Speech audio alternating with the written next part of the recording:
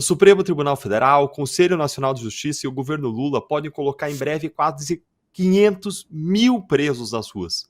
500 mil. E quem vai sofrer com isso? Não são eles, que ficam lá enclausurados nos seus palácios em Brasília. Não, não, não. Eles ficam lá blindados por seus exércitos de segurança que acompanham eles aonde eles vão. Quem vai pagar o preço dessas decisões, quem vai sofrer por conta disso tudo, é você, é a sua família. E enquanto isso, os réus 8 de janeiro são largados às traças. Para eles não tem mutirão. Fica aqui comigo para você entender o perigo que nós, cidadãos brasileiros, estamos correndo e a incoerência do STF. Mas antes, curte aí o vídeo, se inscreve no canal, compartilhe o link da nossa live nos seus grupos de WhatsApp e já vai deixando aí o seu comentário aqui embaixo para a gente acompanhar o que você está achando. O que está acontecendo, gente, é o seguinte.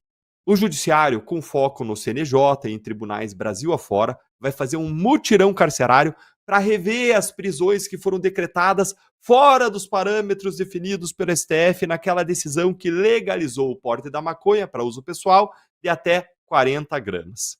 O que isso quer dizer? Isso quer dizer que toda pessoa que foi presa com menos de 40 gramas de maconha, quando não tinha indicativos de tráfico, como, por exemplo, balanças, sacolas, envelopes, cadernetas, vão ser soltas, porque as prisões agora se tornaram ilegais. Sabem quantos processos ao todos vão ser revisados nesse mutirão, incluindo esses casos das drogas e outros casos? Vão ser 496.765 processos. E se nós considerarmos que cada um desses processos tem pelo menos um réu, mas pode ainda ter outros réus na mesma situação dentro do mesmo processo, o número de criminosos que poderá ser solto pela nossa justiça pode ser maior do que 500 mil presos. Mas não se desesperem ainda, fiquem calmos, porque a coisa vai piorar. Esse mutirão carcerário não vai decidir só casos de presos que foram pegos com maconha, mas vai envolver ainda outros casos. E que outros casos são esses, Deltan, além dos casos das drogas? Bom, em segundo lugar, os presos que têm direito ao indulto de Natal do Lula, o indulto que ele fez ano passado, e que cometeram crime sem violência ou grave ameaça, ou então foram condenados à multa, vão receber prioridade de análise dos seus casos nesse mutirão. Lembrando que agora, no final desse ano de 2024, com o Natal chegando, vai vir aí um novo presente do tio Lula. Papai Noel Lula vai dar um novo presente de Natal. E ele prometeu ampliar o perdão de Natal depois que o Congresso acabou com as saidinhas. Você lembra disso? Pois é, o Lula disse que para lutar contra o encarceramento, a superpopulação carcerária, vamos soltar por meio do indulto agora que acabaram as saidinhas. Em terceiro lugar, vão ser revisados também casos de prisões preventivas com duração maior do que um ano, o que é ok revisar. Mas eu já vou falar disso tendo em mente o que acontece lá no Supremo Tribunal Federal. Em quarto lugar, vão ser revisados os processos que aí sim têm que ser revisados, que são casos de execução penal sem pena restante a cumprir ou então que a pena prescreveu, além daqueles casos vencidos de progressão de regime, de livramento condicional. Agora, pasme aqui um pouco com os números. São 324 mil casos relacionados apenas ao indulto de Natal. Gente, a gente tem que agradecer aí ao Lula pela futura soltura de algo que está aí na ordem de 324 mil presos que vão sair das cadeias pelo indulto de Natal dado por ele no ano passado. Vamos lembrar como é que o Bolsonaro tratou os indultos de Natal. Bolsonaro não deu indulto de Natal, salvo para policiais e os humanitários. Tratou bandido como tem que tratar. Aplicou uma pena como tem que ser aplicada para frear crime, para neutralizar criminosos que estariam nas ruas praticando crimes. Já Lula vai lá e, de modo geral e restrito, dá o benefício do perdão natalino para um número muito grande de presos. Por quê? Porque a visão deles é de que os bandidos são vítimas da sociedade, são oprimidos por essa sociedade patriarcal, blá, blá, blá, blá, blá, são vítimas.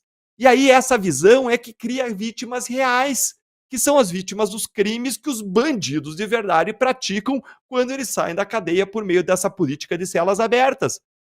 Os casos relacionados ainda a porte de maconha são 65 mil. São 73 mil casos de saneamento de incidentes vencidos, aquelas progressões de regime, etc., que eu mencionei. E são 33 mil casos relacionados a prisões preventivas com mais de um ano. Eu fiz uma continha aqui, tá? Fiz uma continha para mostrar para vocês, tomei umas notas, olha só. Toma em conta o seguinte, ó, vão ser 65 mil casos que vão ser revisados de prisão por posse de drogas.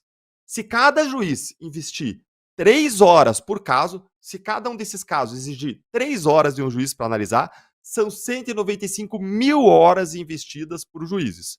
Quanto que isso significa de gasto público para essa brincadeira aí do STF?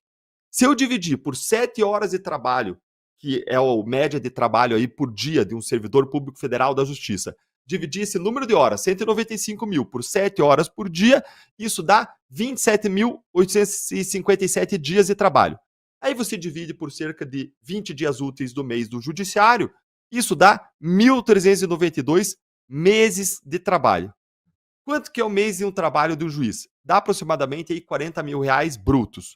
Multiplicando o valor do salário mensal, 40 mil, vezes o número de meses que eu mencionei para vocês, 1.392, dá quanto? Dá quanto? Dá quanto? Dá 55 milhões de reais investidos só para revisar as condenações dos traficantes, daqueles que foram condenados por tráfico por conta dessa mudança de entendimento do STF.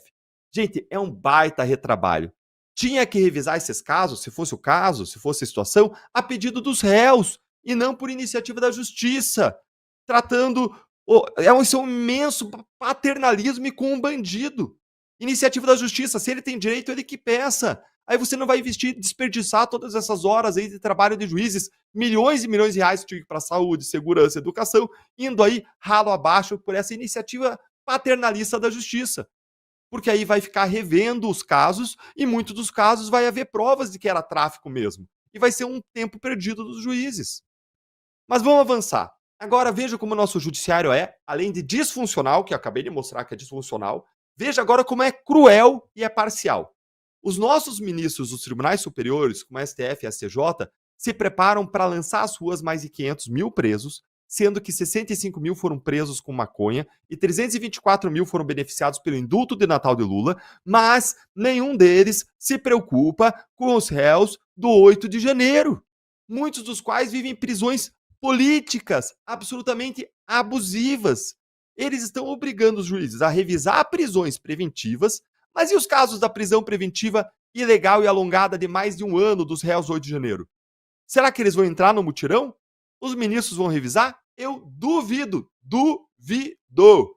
Eu pergunto ao ministro Alexandre de Moraes se ele vai rever a prisão preventiva da Débora Rodrigues, aquela cabeleireira que tem 2 filhos pequenos e que está presa há mais de um ano porque ela escreveu "Perdeu Mané" armada com batom numa estátua do Supremo.